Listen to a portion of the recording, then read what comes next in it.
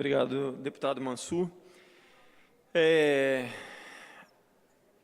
Hoje, eu estava acompanhando alguns momentos da sabatina na Comissão de Justiça do Senado para o que estavam fazendo com o futuro ministro. E aí eu fiquei imaginando, e os jornais já tinham falado bastante disso, né? Na Comissão de Constituição e Justiça do Senado, tem 10 senadores, pelo menos, citados ou já investigados na Operação Lava Jato, inclusive o seu presidente, o senador Edson Lobão. Então, a que ponto nós chegamos no país em que o bandido entrevista aquele que provavelmente, futuramente, vai lhe julgar para lhe dar um emprego ou não? Isso é uma aberração, né? E aí, nos perguntamos de onde vêm os exemplos para a população.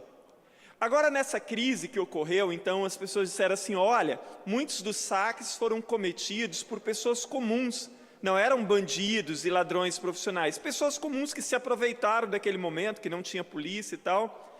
Então, em que ponto nós chegamos que, para ser honesto, para ser ético, digno, moral, eu preciso da presença da polícia? Mas nós chegamos num ponto onde a sociedade não vê exemplo vindo de lugar nenhum. E me parece que, apesar de tudo que vem ocorrendo com as denúncias da Operação Lava Jato, com a prisão de senadores, de deputados, de grandes empresários, denúncias contra ex-presidentes e tudo mais, isso não está fazendo o efeito esperado na classe política.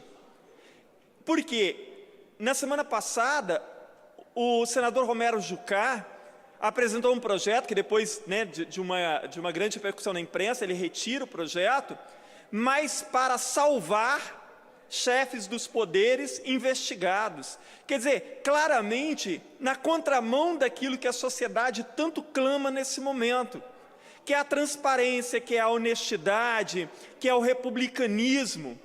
E a sociedade precisa desses exemplos para se comportar de uma outra forma.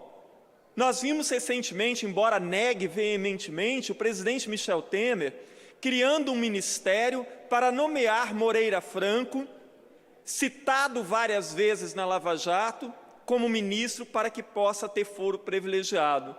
Negado veementemente pelo presidente, mas uma manobra muito clara que pode não ser esse o único objetivo, mas é esse um dos principais objetivos. Há umas 3 semanas atrás, eu vi que no Rio de Janeiro, com a crise que ali se instalou e salários atrasados do funcionalismo público, o repórter dizia que quanto mais baixo o salário do funcionário, mais atrasado esse salário está. Então, assim, aqueles que ganham 1, 2 salários mínimos são aqueles que estão tendo salários mais atrasados. E que os que recebem os maiores salários, que são do Poder Judiciário e do Ministério Público, pasmem, os salários estão em dia. E aí, nessa mesma matéria, o jornalista dizia, porque no Rio de Janeiro tem um outro descalabro, né, que é o auxílio educação para filhos de juízes, que nessa crise o governo do Estado não estava depositando, embora mantendo os salários dos juízes em dia, não estava pagando esse auxílio educação, pois os juízes peticionaram contra o Estado e o Estado foi obrigado a fazer o depósito. É disso que eu estou falando. Quando a população, então, se aproveita da ausência da polícia para roubar também, para saquear, porque é isso, longe dos olhos da população e do entendimento da população, os poderes e as autoridades se aproveitam para fazer o que bem entendem, porque a população não é capaz de entender isso muito claramente. Então, é claro que uma pessoa é inocente até que se prove o contrário, mas se está sendo investigada, se já foi citada, se já está processada, ela não deve ocupar cargos públicos enquanto isso não for esclarecido. E aqui no Espírito Santo também não é diferente. Nós temos secretários já condenados, nomeados pelo governador. Recentemente, o presidente do Banesp Banesch, já citado também, investigado pela Polícia Federal, mesmo assim nomeado para ser presidente do Banesch. Então, assim, nós não podemos mais conviver com isso, não é acusando ninguém, mas o republicanismo, a transparência exige isso, para que a população enxergue o exemplo.